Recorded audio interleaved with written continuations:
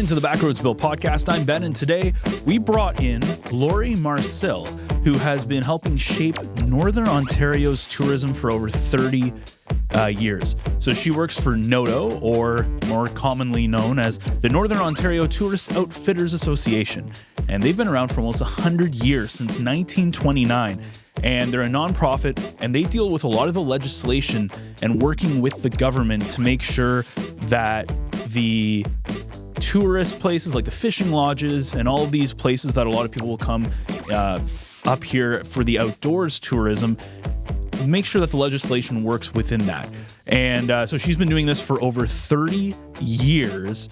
And Laurie talks to us about a whole bunch of stuff. She's dealing with some of the, some of the legislation. But one of the things that we get into a little bit was the very controversial cancellation of the spring bear hunt back in 1999 under the Mike Harris government. And if you were around for that and you remember that, it was a huge deal. And she talks about the impact that NOTO had to deal with all these cancellations and dealing with all these companies. It was a pretty big deal. And so we're going to get into that and a lot more. But first, a word from today's lead sponsor, Casey's Restaurant.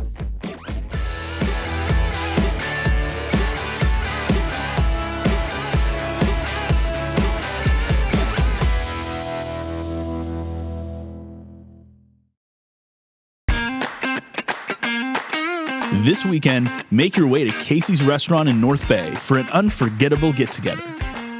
Dive into our delicious appetizers and enjoy the best drafts in town. It's the perfect spot to unwind, catch up with friends, and savor great flavors. Don't miss out on the fun. Join us at Casey's for a weekend filled with good food, great drinks, and even better company. So on today's episode, we have a very special guest who's actually joining us in studio. Normally, we do this over the power of the internet because most of our guests are not from North Bay. And today we have somebody from I'm making sure I got this right, Northern Ontario Tourist Outfitters Association, Laurie Marcel. Laurie, how are you doing? I'm fantastic. Thank you. So, Bill, you were raring to go as soon as you got here. So. I'm raring to go. And having Laurie in the studio is a real privilege because the reason Laurie's here, for one reason, is she knows Northern Ontario next to me, probably knows Northern Ontario more than me and more than most people because of her position as Executive Director of the association, which is 90 years of age. And I was thinking about this as well. Probably one of the oldest kind of in business, industrial kind of organizations in the North, bringing people that have a common denominator together in tourism. And we know that tourism operators are here, there, and everywhere. And so we're going to talk about all those things, but also the most important reason about sense of place, because Backroads Bill is all about sense of place. And Laurie's been to so many places because of NOTO. Yeah, exactly. So why don't you tell us a little bit about what NOTO is and what it does? Sure. So NOTO is a not-for-profit organization, membership-based. So the camps and lodges, campgrounds join NOTO to be their advocate when it comes to everything Northern Ontario, when it comes to how they operate their businesses, how they use the resources, those kinds of things. We also offer a wide range of business services because we know it's not just all about the advocacy, but people need us to be helpful in their day-to-day. And actually, we're pretty close to 100 years. In 2029, we will be 100 years old. So 4 years. I was just looking at my notes, 1929. I was thinking someone was fairly forward-thinking back then because the Dion quintuplets were not yet born, and that was the spark that really started tourism in Northern Ontario. But before that, there were when the unions invented the weekend and vacations, and we have to thank unionists about that. And people started going on vacations, and lodges started to spring up. So when you think about that, 1929, pre-Dion quintuplets, that organization, 100 years. So yes, we're only 5 years. 5 years away. And you'll still be around. Sure. Well, that could happen in 5 years. Yeah, well, it'll be a esteemed privilege for such an organization. But that came to mind about date-wise and otherwise. So what exactly is your role? Like, what do you do on a day-to-day? So on a day-to-day, I'm reviewing the ERO postings to look for any new proposals from government. I work with government regularly. They ask us to, for feedback on different policies that they're putting together, or I'm bringing them information about how potential policy or regulation may impact negatively or positively for the tourism industry. I'm also working directly with our tourist operators on maybe some local issues or maybe some questions since the end of the pandemic. It's been a lot of work helping new owners of lodges and resorts trying to sort of get their footing and understand sort of the lay of the land and what are all the regulations we have to deal with. So we've been doing a lot of that, a lot of forward-thinking stuff. So helping operators understand how to reach out to different markets. The domestic market has certainly become piece of attention. They've been really paying attention to the domestic market since the closure of the border during the pandemic. That was sort of an eye-opener for folks that they were so heavily reliant on that U.S. market. So there's lots of things that we do on a daily basis. A lot of it is reading through policy. And luckily I have someone in the office that works with me, Kate Wasano. I don't know what I would do without her. She's my policy wonk. Well, we want to put that into context because tourism is expansive. I mean, we have lodges and we have motels and hotels and bed and breakfast, and that's not so much the history of NOTO, but also Laurie just said it about the environmental registry, because we're on the Backroads and in this vast, magnificent land of Northern Ontario, we have all kinds of other interests like logging, like mining, like people who recreate on their own. So tell us, maybe this is a good spot to tell us about one example that you, recent or otherwise, where an operator or an area was, I don't want to say threatened, but there was a conflict.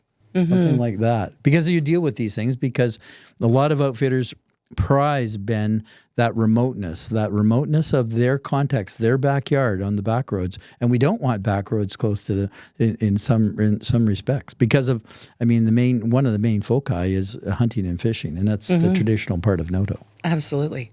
So, of course, there's a balance, right? There's a balance between, trying to have access for everyone to every part of Northern Ontario because it's so amazing. And the resources, the further north and further remote you go, are plentiful in many cases. So, when forest management plans come up, we have to really encourage our operators to participate in that so that they can, be part of the process and basically clearly identify what their tourism values are. So you have a remote lake and you have a forestry company that's going to come in and do some forestry work around that area. The operator may have an area that they take guests to hike in the bush and they've got some really notable, like there's mushrooms there, or there's a eagle's nest there, or, it's just where they see a lot of activity by wildlife and they want to protect that. Or they have bear hunting and they have a bear management area that they want to ensure is not impacted because they can do a spring or a fall hunt. So they want to make sure that the work that the forestry companies are doing isn't going to negatively impact on their guest experience. And so, being part of that process can be a very trying experience, but NOTO years ago in the early 2000s developed the Resource Stewardship Agreements Toolkit. And it was basically, we drew up templates on what an agreement with the forestry company, not with M&R, but with the forestry company could look like, and what kinds of things that they could potentially achieve and have protected in those agreements. So those agreements are still used today. They're a little outdated now, so I'm trying to go back and find some funding to kind of modernize those, because in our original toolkit we have a VHS tape. sleep in a CD-ROM. So we really do need to update those. And things have changed. Regulations have changed. Forestry acts have changed. So that's one example where NOTO would, encourage operators, provide them with resources to protect that remoteness, because there are price points and types of experiences for everyone. That's why I love it up here.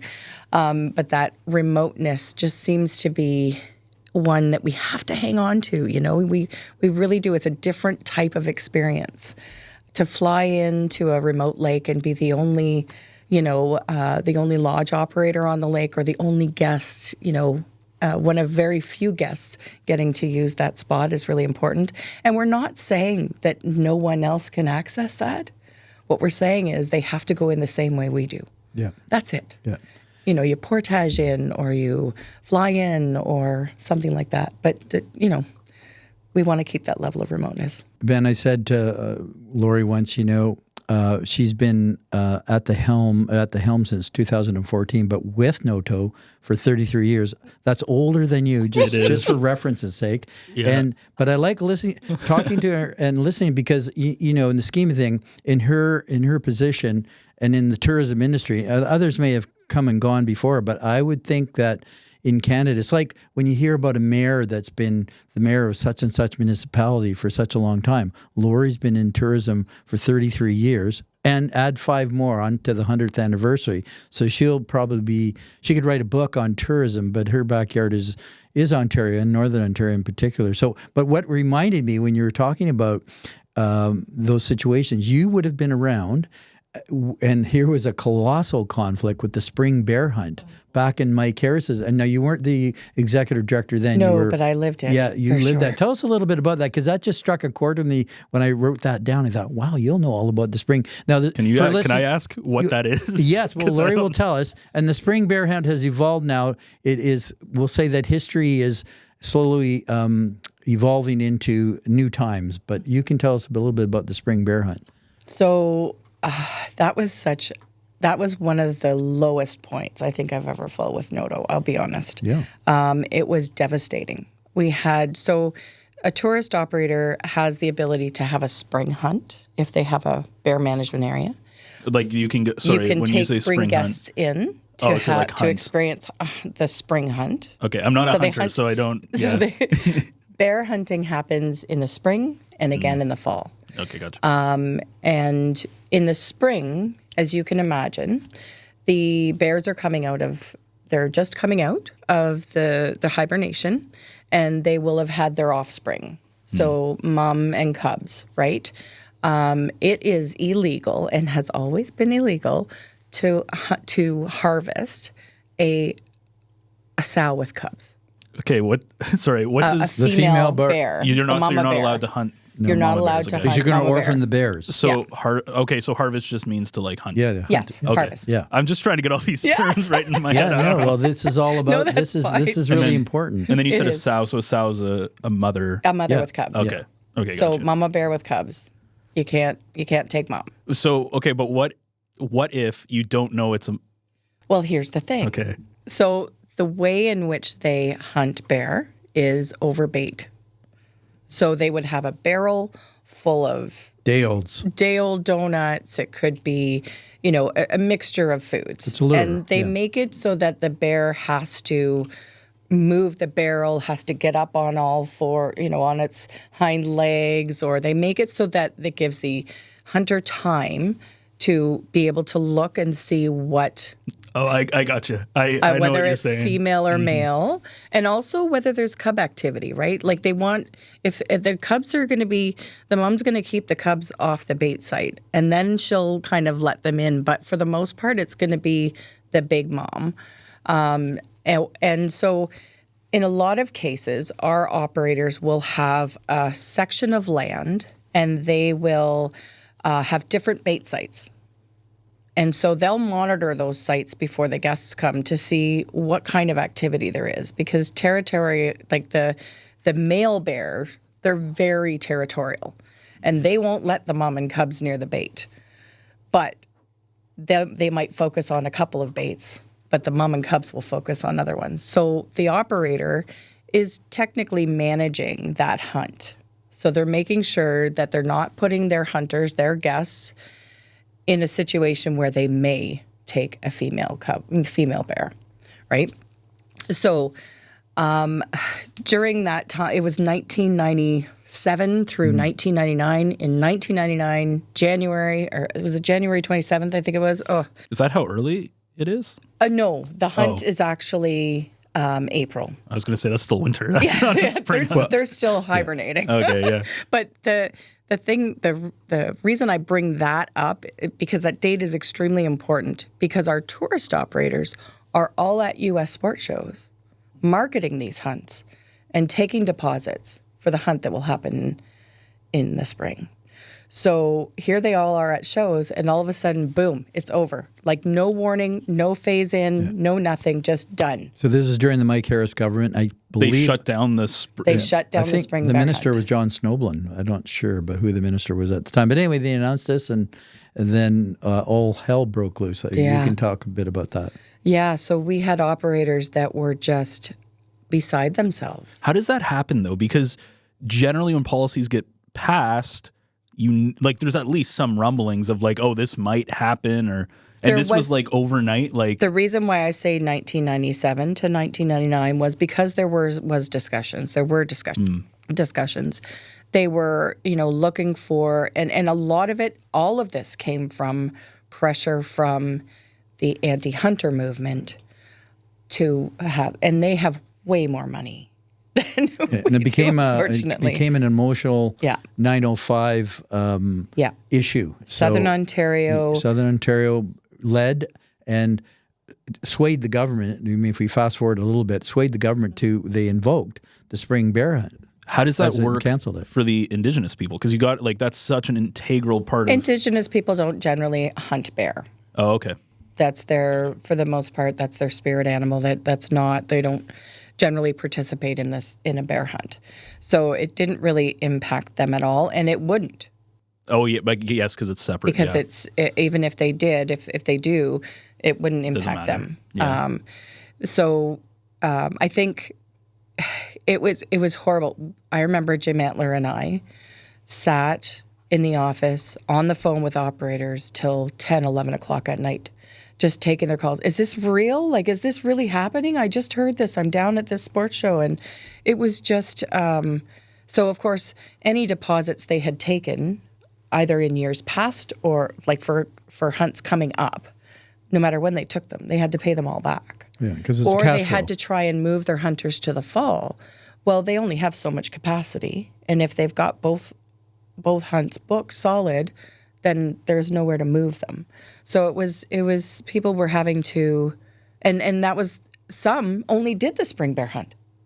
So it was their livelihood. It was their huge, we went from, I think it was 450 or 460, I think, bear operators down to 250. Yeah, Kel Surprise. Now, and the other thing, and then, of course, outfitters, members of NOTO, the answer was, well, we need compensation. Mm-hmm. Obvious, yeah. I used to work in retail for many years. I used to be a sales manager. As soon as you're talking about that, I'm like, that would have been such a headache, because that's what people feel entitled to, especially an operator where they go, that's my livelihood. Yeah. But it's such a weird, was there, because I know that you would work with the government. What was your relation, NOTO's relationship with that bill that passed?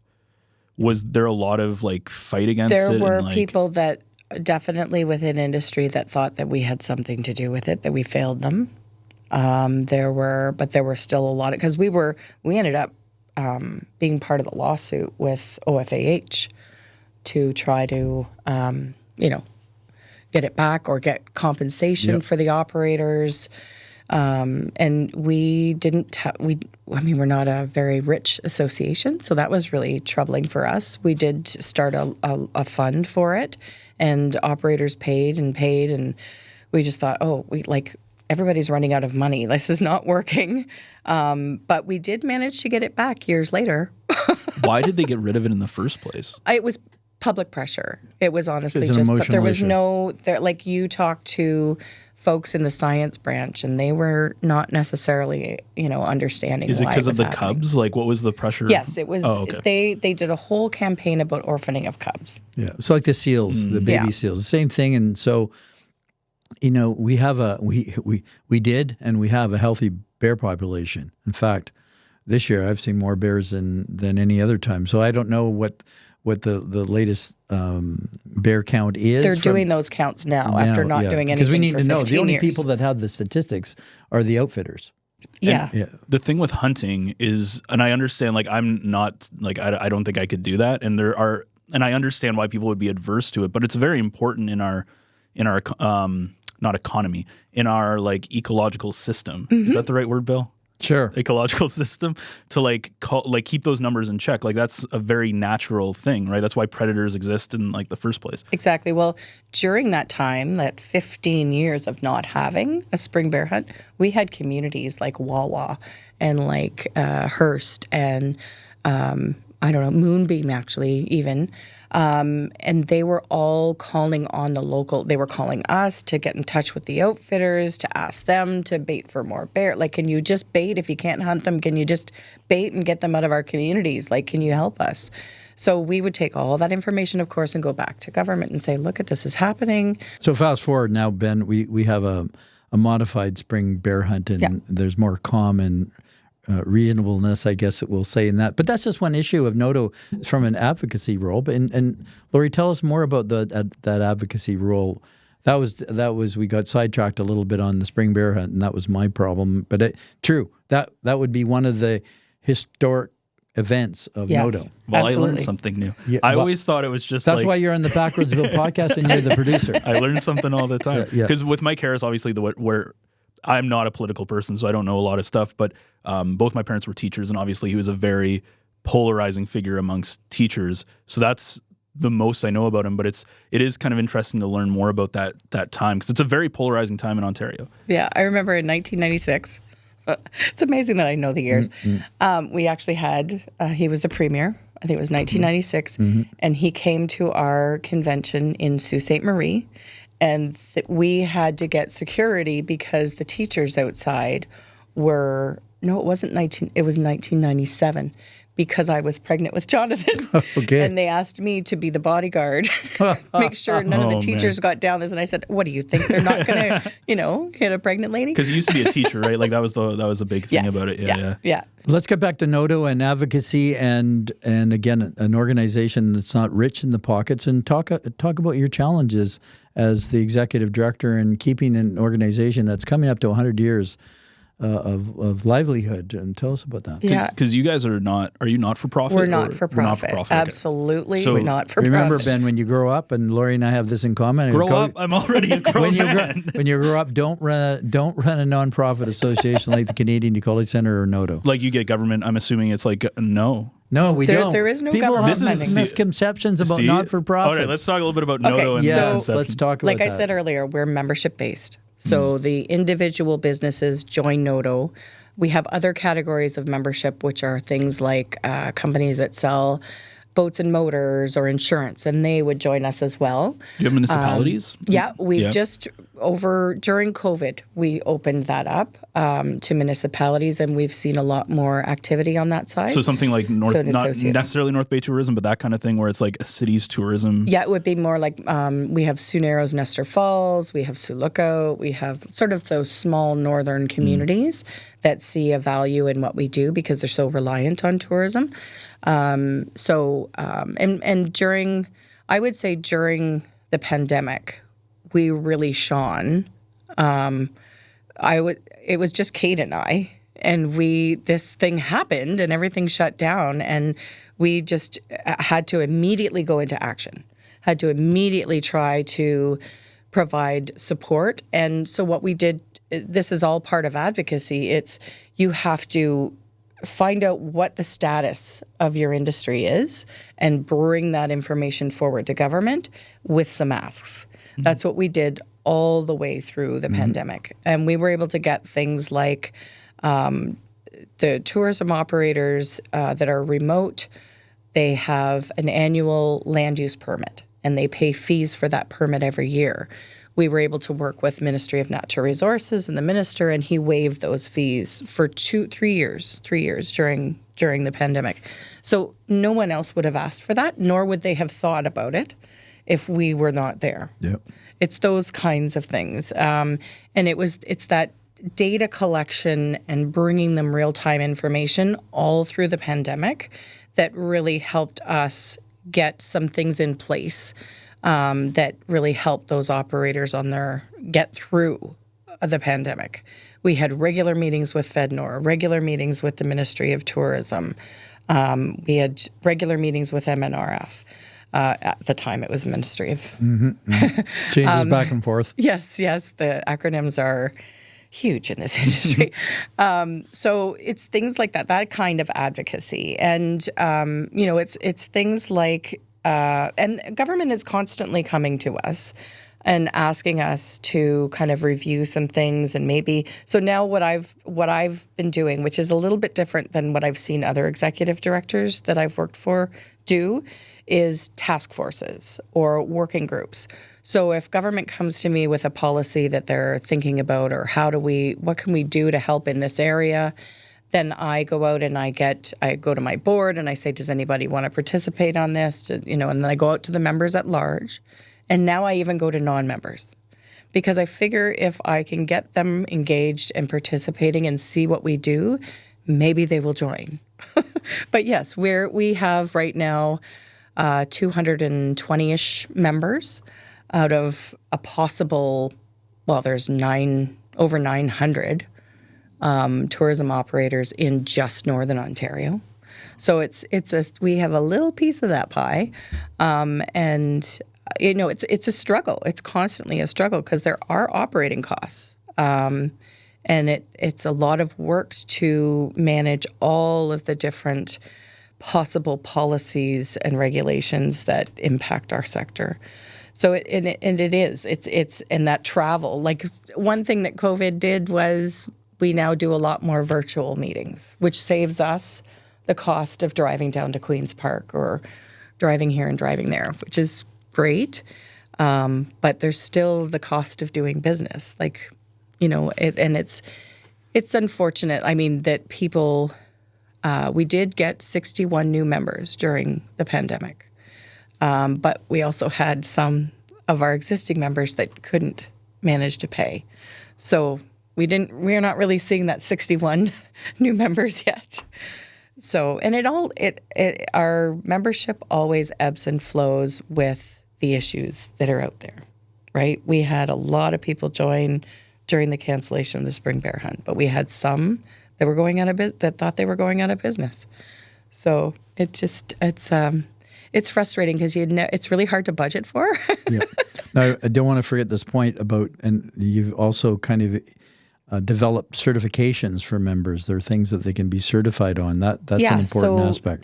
One of the big things during the pandemic was the COVID protocols. Mm-hmm. So we made sure Kate was amazing in this. She went to every website, every health website, everywhere, and she put together a manual for operators, whether they were houseboat operators, lodges that rented cabins, whether they provided food, all of the different types of aspects, the touch points, the services that were provided, and she created, with the support, and we'll probably talk about this later, Destination Northern Ontario supported us on that, and we were able to put that together and send that to the Premier's office and get our operators open. That was in June, I think, of 2020. We followed them at the Canadian Ecology Centre. We board that. I was going to say, is the Canadian Ecology Centre proof? Well, we were at one time. I'm ashamed to say we're not, because we don't fit. On, Bill. Well, we don't fit because we're kind of.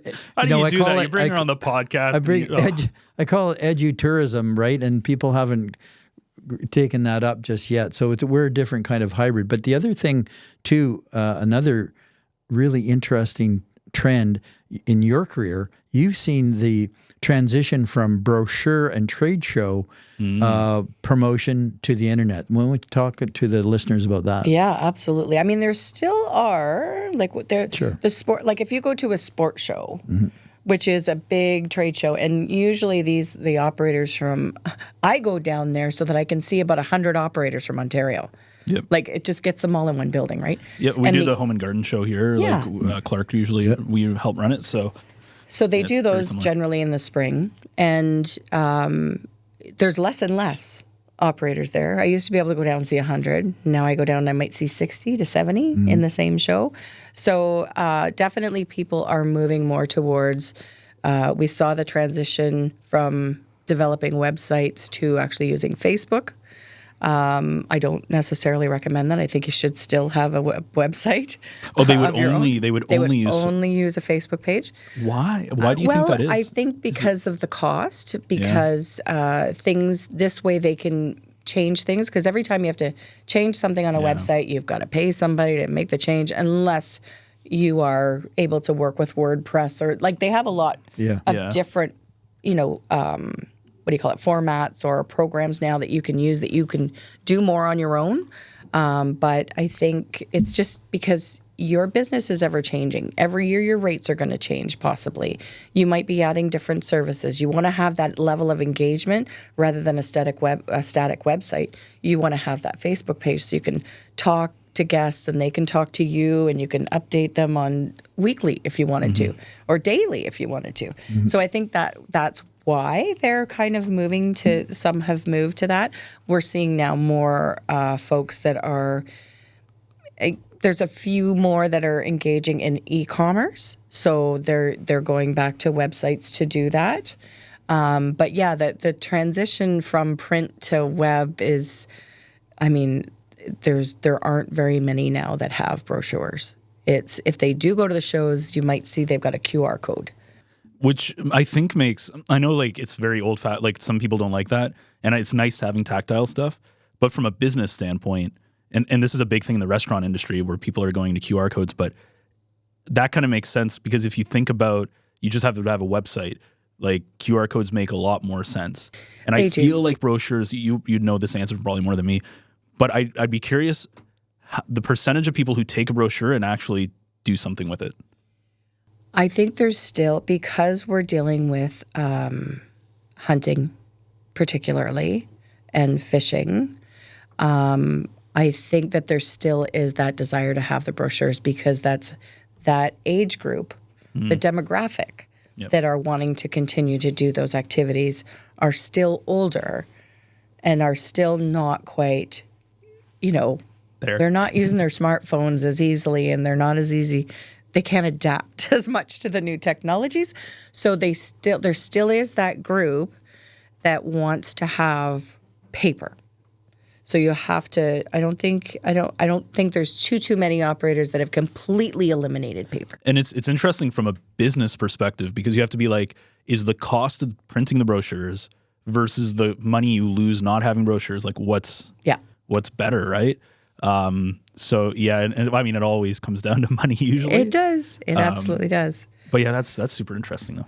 So I don't know if they're a NOTO member, but it's Packwash Lodge right next to, are they a member? Because it's just north of Ear Falls. Now, Ben, to refresh your memory, that's one of the Sasquatch podcasts, part 2. And anyway, I said I was going to go up to Packwash Provincial Park, but I contacted the outfitter right beside because I think her name's Sandy, if my brain's working right here. Anyway, they use Facebook like no other. I actually tuned in. They post the fishing. There's a great fishing lake, and it's one of those places that you can drive to. But they post pictures like daily, so it's they can refresh it, and for anglers, for fishers, they see the success and all the other amenities and assets of going to the lodge. So because we haven't really talked about the lodge owner, right? Like the profile, give us the profile of a lodge owner. We stay on Highway 11 North and 17. We'll stay at motels and hotels and things like that and bed and breakfast. But the lodge is a different experience. Oh, absolutely. And the demographic has changed quite a bit since I started 30 years ago. But I would say that they are some of the hardest working, most passionate people about the natural resources, about what they're like, I remember we used to have a program, and this was, I think, before me, but I found stuff on it which I'd love to bring back, which is Hosts of the North. And it truly shows that just those words together exemplifies what I think my operators, I call them they're not my operators, but I'm operators. glad you used that, because when another Backroads Bill chapter is when I did all the copywriting for the fur harvesters, the Ontario Trappers Association, and I coined the phrase, it became Wild Fur North America here in North Bay, but I coined the phrase, the true caretakers of nature, which are trappers. Yeah. So I really like that, the hosts of the North for lodge owners. So it's so true. Like they want every person who walks on their property to have the best time. They want them, but they're not in their face about it, right? They want them to just, here's all the tools you need to have a great trip. Away you go. And they're just kind of quiet, silent in the background, unless the guests want to hang. But for the most part, they're just kind of invisible for guests. It's just they want them to experience what they experience, right? So I think they're definitely a different breed, I would say, because they are so passionate and because everything they do is about enhancing that guest experience. It's about making sure that they come back, because retention, a repeat clientele, that's the backbone, I think, of our sector. It's so important to them to have that repeat clientele, because you can't afford to go look for new clients every single year. I mean, it's just not. It's not something. Yeah, I you can imagine do. there's a lot of marketing budget for a lot of these lodges, right? Yeah. We'll get back to Laurie in just a second, but this isn't necessarily, we're talking tourism, and this isn't necessarily something you'd leave the town for, but if you happen to be in North Bay or you're from North Bay, one of the best places to go is Twigs, Bill. You know, when I leave North Bay, as soon as I leave North Bay, I'm a tourist, but when I leave North Bay, I'm always going through the Twigs drive-through for a coffee and maybe a scone, maybe a muffin or a sandwich I can take and put into a container and put in my day pack or something like that. So I really like, because it's a local operation found in many communities now. It's expanded. So Twigs is my go-to.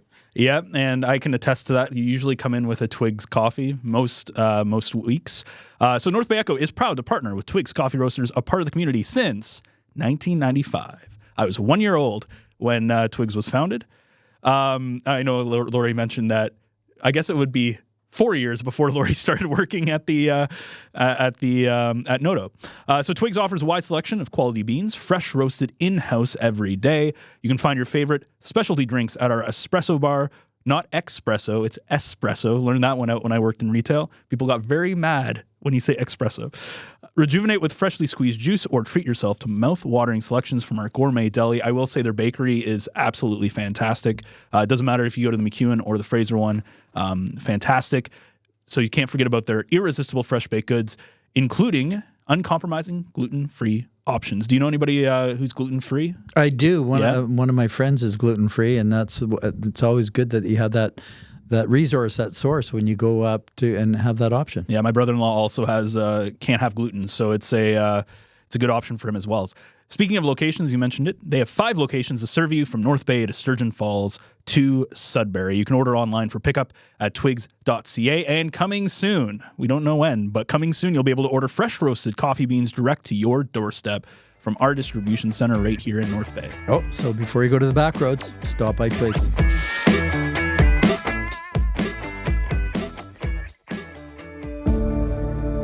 Founded in 1968, Voyager Aviation is a proud member of our community, providing worldwide aviation services from our headquarters right here in North Bay. If you're looking for a challenge, change, or want to expand your current career in aviation, Voyager is hiring for a wide range of technical and non-technical roles, including pilots, aircraft maintenance personnel, corporate administration, machinists, supply chain professionals, and more. Be part of a workforce that is over 400 strong, supporting humanitarian, government, defense, and civil aviation operations around the world. for a career in aviation and beyond. Learn more about open positions and career paths at voyav.com.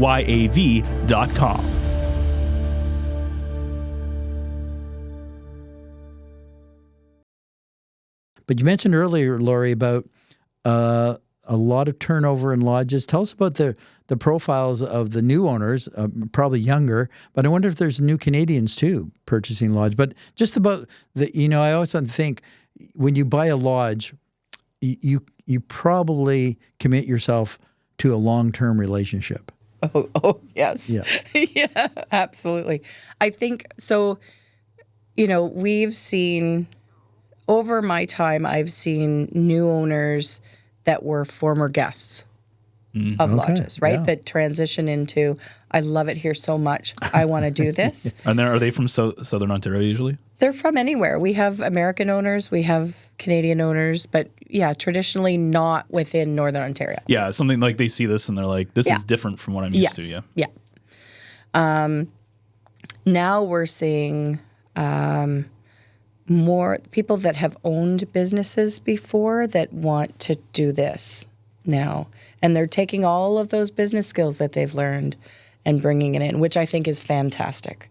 I think it probably will help them a little bit more in the long run. I think that they're bringing different ideas on how to market, different ideas on how to,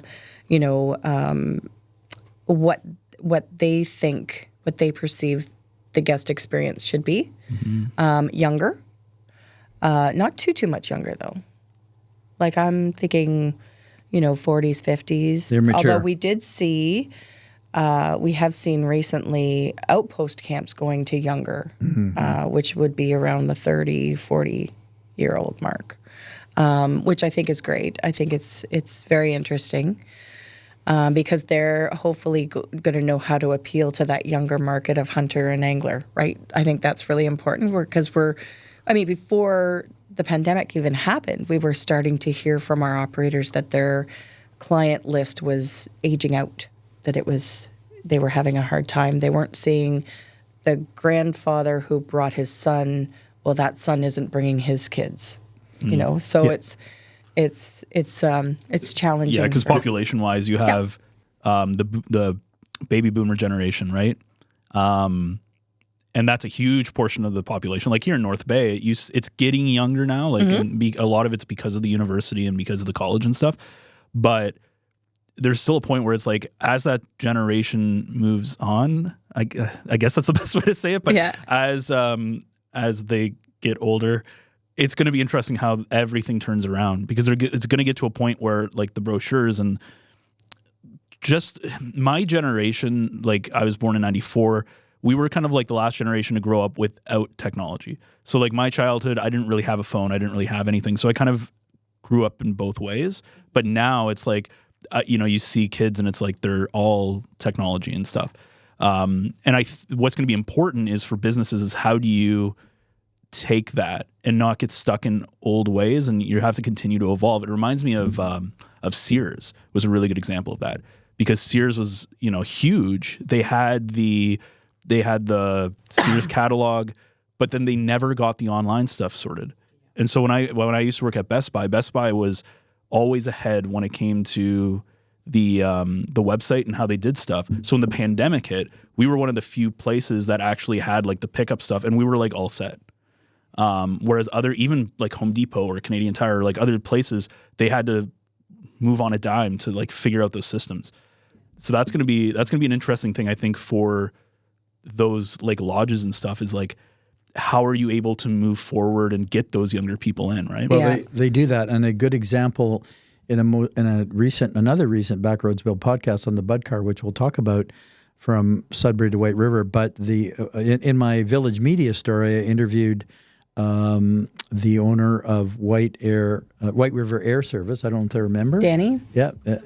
And anyway, they bought that air service whenever. But they're that new generation kind of, but they've been in business for a while from the evolution of it.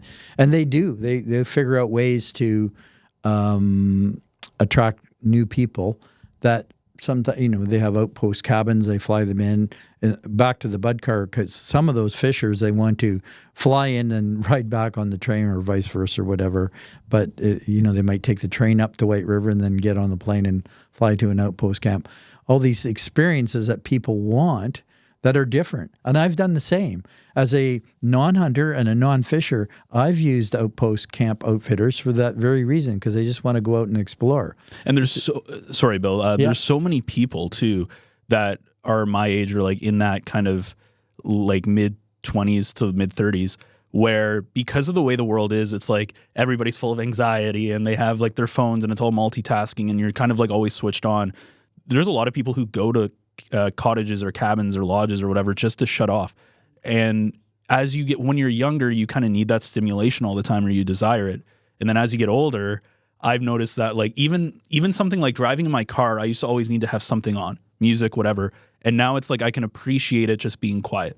You know? That's a whole other show, Ben, talking about vitamin N, the dose of vitamin N. But also for people such as myself, I've never wanted to own a camp or a cottage and go there because it would tie me down. So I can go to a lodge in wherever and spend that time exploring, doing whatever, and then for whatever the price is, and not have to be trapped in that I have to go to the camp or cottage and paint it or fix the roof or any of that stuff, which I don't want to do. And I'm not old, I'm just older. But you're at the ecology center, so you're basically at like a cottage all the time anyways, which is exactly.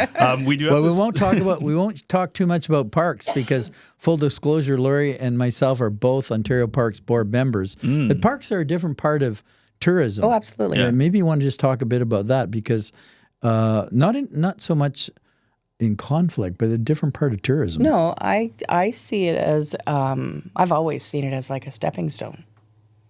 It's the place where they can go be introduced to the outdoors, and they next visit, they might want a little bit more. So maybe they move up to a cabin, or maybe they move out to somewhere where it's not as populated, because we know how many people are visiting Ontario parks right now is outrageous. And it can also be a day thing, right? Yeah. So because if you go to a cabin, like you're probably there for a weekend, or you're there for a week, or you're there for whatever. But a park, assuming travel and stuff, you don't need to camp there. You can just go and hike, go in and visit. Yeah. Like even in North Bay, right?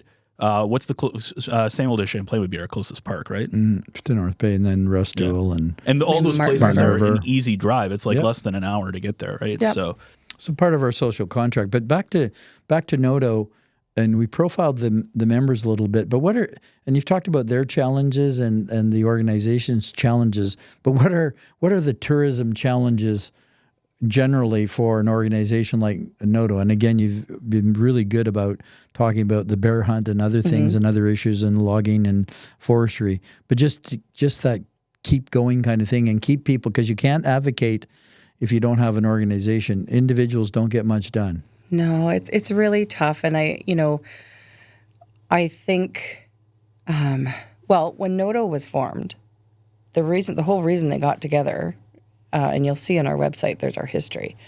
A group of operators from the French River area came together because they needed a voice to government. And it was about the hunting side of things and about the fishing side of things, and about just being able to have some semblance of security and know that the government knew they existed and that they're an important part of the economy.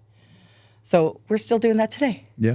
I mean, that's our main premise, right? Mm-hmm. So I think, some of the tourism challenges are that just like there are the business challenges, which are, it doesn't matter. And we've partnered with Chamber of Commerce. We've partnered with CFIB, a Canadian Federation of Independent Business, to get more attention on and to make sure our voice is heard in their arguments to government and their advocacy work. But for our organization, it's mostly about the resources and about that northern aspect of advocacy for small business, tourism, small businesses. So there's definitely challenges like one of the ones that we're seeing a bit of progress on is the gas tax rebate. So our operators provide fuel Like as a package, they offer the accommodation, the boat and motor rental, food maybe, or they just provide, they can bring their own food. So on the fuel side, an operator has to store fuel and distribute fuel into the boats. This is not retail. This is not, they don't sell the gas. It's part of the package. So in that instance, and in the instance where they would use some of that gas to run their lawnmower or their equipment to maintain the property, so it's all for the purpose of the business, they can apply to the Ontario government for a gas tax rebate. And they get the road tax portion back on the fuel that they've purchased. Well, times have changed within the Ministry of Finance and the people that work there, and we had to go down and do a little bit of education because they want operators to log where every single liter of fuel is going. And in many cases, like our semi-remote and remote locations, there's no road. So there's no other purpose than for the business to use the gas. So we've tried to get them to modify their forms so that you can obviously self-identify that you are a remote location. You can provide them a brochure or a link to your website so they can go check it out and make sure that you are what you say you are. And so we've, in meeting with government, we've had the conversation that they said, well, there must be, what if the operator if they have to fly the fuel in, what if they fly it out and put it in their truck and their truck goes on the road? And I said, do you know how expensive that little tank of gas just became? Exactly. So no, it's not. So it's just a little bit of education. We're hopeful. Actually, Mike Harris is the new Minister of Red Tape, not that Mike Harris, the younger Mike Harris. Junior, sure. There's another Mike Harris? Yes, there is. Oh. And it's the junior. Yes. And so he... Wait, is he his son? Yes. Yeah, oh, okay. He's the Minister of Red Tape Reduction. I thought it was just like coincidence. It's not going back. No. It's Mike Harris Jr. So he is the minister right now, and we met with him at AMO, and he seems very interested he gets it. And it's nice when you have a minister that you're working with that is from Northern Ontario and that, has some kind of affiliation with the tourism sector, the outfitting sector. So we're hopeful that we will. But this is something that, an operator has an opportunity to get a rebate, but because, they have to do all of this logging of where every liter of gas, they just don't apply because they don't have time. Is the rebate worth it? Like, is it a significant amount of money? Oh, sure, yes. because they buy a lot of, it should be as simple as show the receipt for the bulk fuel because the bulk fuel is going into the business.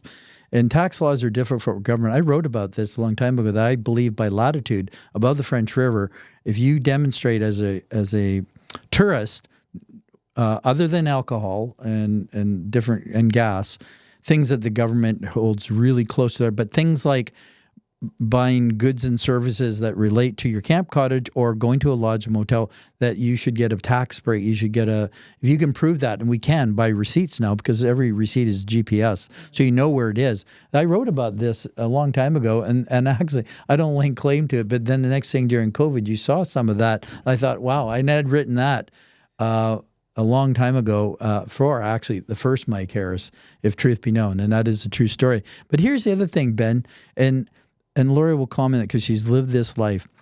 Across Canada, we have some provinces that are uber good at promoting their province in general. Ontario really having two parts to it, Northern Ontario and Southern Ontario. But tourism has never been looked at as a viable industry.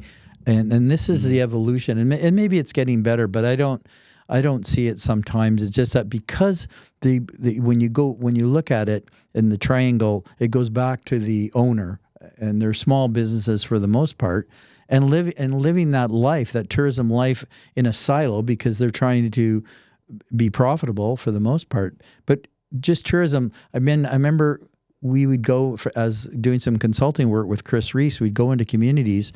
The mine or the mill had closed down, but they were reticent to embrace tourism. It's been a struggle, absolutely been a struggle. And I don't know, I've never understood why, but we did with all the work that we did during the pandemic and the numbers that we were able to get them to believe, because we have provided them with numbers before, they actually got it. And I think it actually goes back further than that. When we really started government taking notice of what tourism does and its importance was when they decided to build the RTOs, the regional tourism organizations, because they went back and how they divvied up the province was by tourism receipts, right? So they could see where, like, how to lump these regions together to make it make sense. And Northern Ontario is the largest. It's all of Northern Ontario. It's one regional tourism organization. Best thing they could have done. I didn't want to see it, but within that RTO, we have it broken into our travel corridors and our regions. But, all of it really gave government a chance to see where the money comes in from tourism and how it can be best used to market and ensure that tourism, has a place that people will know about tourism, about places to come, about destinations in Northern and all of Ontario. But I'm going to say Northern Ontario. So I think, I think now government is beginning to see that. And through the pandemic, they saw the huge drop in the economy and they saw it in everything, but they could actually identify. We made sure that they could see how much money was not being brought into the province because of the pandemic. Well, one of my burning questions, Ben, and for Laurie, in this podcast is about favorite places. So I want you to talk about... Okay, we do have to wrap up soon, Bill. Yeah, I know, but we're going to talk about favorite places, then we're going to get to the summit. But let's have the favorite places We got first. about 10 minutes. Okay. So just to give you... Yep. Oh, boy. Favorite places. Well, I have a picture on my screenshot is of one of my favorite places, which is Esnagi Lake, which we did. I brought 10 of my friends up, and we went to Lodge 88. And you rode the train? Did that. We rode the train. I've done fly-ins, I've done drive-ins, I've done all of those, but I had never done a train. Like a passenger train? It's the Bud car. The Bud car specifically. So you hop on. We only had for North Bay. We only had to drive an hour and a half. Get on the train, and as I said to all of my friends that were coming that had no idea what we were doing, I said, "Our vacation starts then."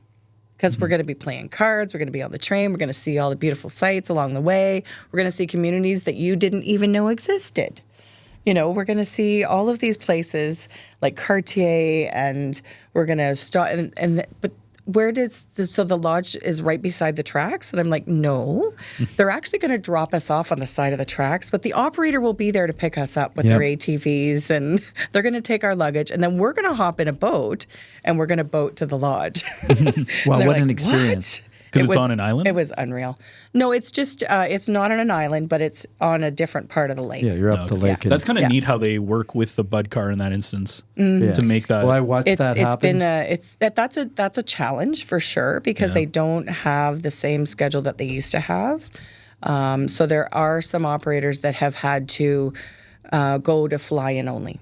So how does that work? Do you go, I'm taking the Bud car, and they're like, cool, meet you out there at this time? Or Yeah, okay. Training, when are you getting on? And they just... So I saw that, and that was a podcast a couple of weeks back. I think that's been released today. The day that we're recording this, yes. But this episode's coming out in about, I think the 13th is what we said. And we have to get to this, to the summit. Because the reason, one of the reasons you're here, outside of Bill and I's curiosity, is because of the summit that's coming up on the 13th, the Tuesday after this comes out. And I know we kind of cut off a bit of your thought, but can you tell us a little bit about the summit that's taking place here in North Bay, I believe? For sure. So a number of years ago, Destination Northern Ontario, David McLaughlin is the executive director there. Very good friend, known him for a long time.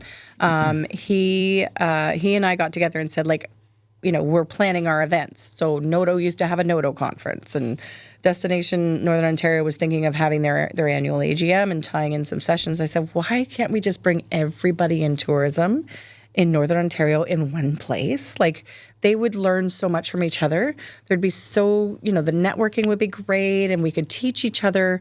We could learn a lot from, like, I'm talking about hoteliers, I'm talking about tourist organizations, I'm talking about attractions, culture, tourism activities, everybody, municipalities. And is this for the businesses, the people, or both? It's everything. It's not for the consumer. Okay, so I wouldn't It is go more in there. no. Okay. Not unless you wanted to learn about tourism. But you're and not you were letting interested me go in getting. You can come and visit. I will let you in. Thank Absolutely. you. Do you have to? I guess there's like a fee and stuff. Eh? Like, Yes. Okay. So it's like any other convention. So there's some fun stuff going on. There's also 2 very long days of workshops, plenary sessions. We have a keynote who is actually Dan Riskin from Daily Planet. I'm so excited. Oh, that's so cool. I'm so excited.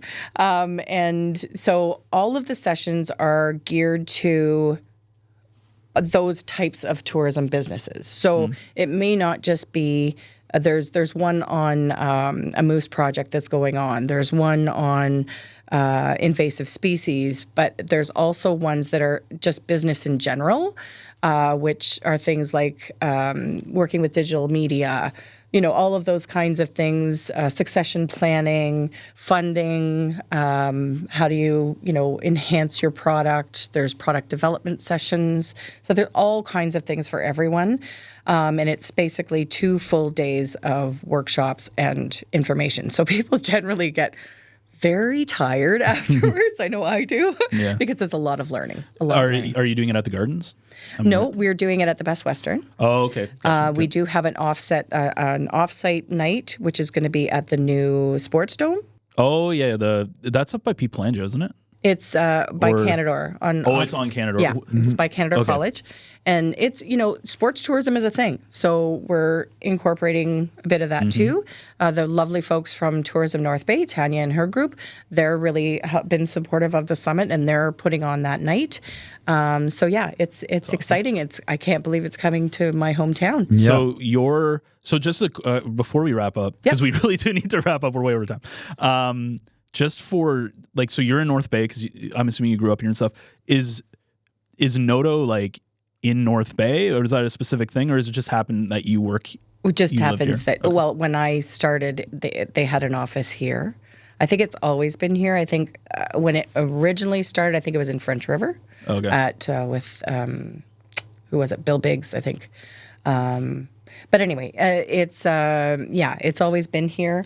A lot of the reason is there was talk about us moving to Thunder Bay, but we need to be close to Queen's Park. I was going to say, we need to be accessible. Thunder Bay would put you way off the map. You're just in your own little world. It would put me in the heart of my map. Yeah, the heart of where you are. But in terms of what you said, North Bay's kind of that central place between the south and the Yeah. So I have easy access to Queen's Park in Toronto, and I also have close access to the Hill, as close as possible, because we do actually talk to government at the federal level as well. Nice. Okay, Bill, you get one more question. No. I'll give you one more.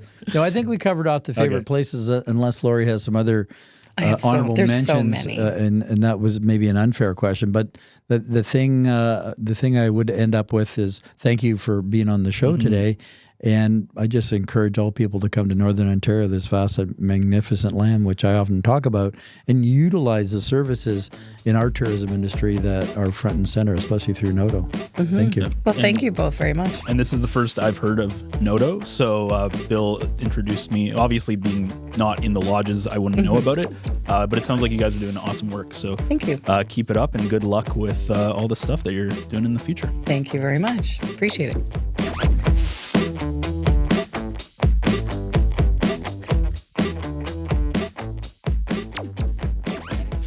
A big thank you to Laurie for jumping on with us. Again, the work that her team does is absolutely fantastic. Very under the radar. You don't really know she's there from a public viewpoint.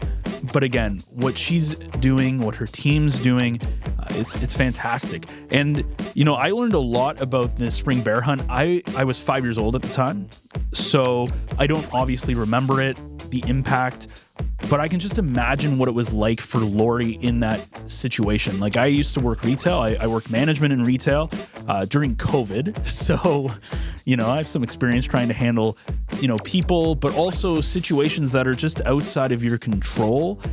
And it's not easy. So I definitely have a lot of empathy for what Laurie would have went through, because I know exactly how hard it can be to deal with those kind of situations, except hers was on a much larger scale than what I dealt with. So if you enjoyed today's episode, you can find new episodes of the Backroads Bill podcast every single Wednesday morning. We are on all of the main platforms, so if you listen on Apple or Spotify, if you want to check out the video version of this, you can always find us on the North Bay Echo YouTube channel. And as always, you can find us on our website, NorthBayEcho.ca. And while you're there, you can also see all of the other North Bay-centric podcasts, like Echo Essentials, which tomorrow afternoon around 2 o'clock, the episode dropping, Dave and Scott are talking about Sweetman's Garden. And if you're from the North Bay area, you'll probably have an idea of what Sweetman's Garden is, especially for people who live in that area. A lot of controversy about that, and kind of what the city's doing. And on to North Bay with Love, yesterday, we did have Chip Keane on, who is a friend of the show. We were honoring Remembrance Day, which happened on Monday, and Chip comes on. They're putting on he's part of the 22 Wing Band.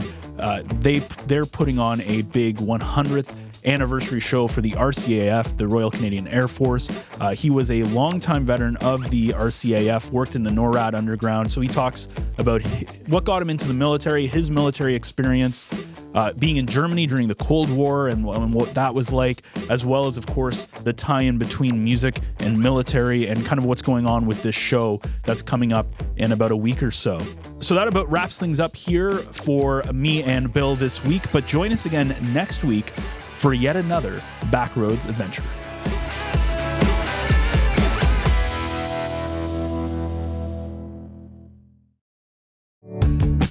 Hi, I'm Natasha Laframboise, sales representative with the Laframboise team at Realty Executives Local Group Inc. Brokerage. We are a local real estate team here in North Bay.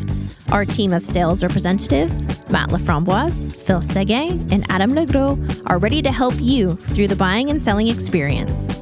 We have been providing service to the North Bay and area community for over 17 years. Our goal is to provide knowledge, support, and guidance in order to prepare your home for sale, bring it to market using multiple selling strategies, and get it sold. As a home buyer, we have 2 buyer's agents ready to help you find your home sweet home. If you'd like to know more, check us out on our website, laframboiseteam.ca. We are always happy to help.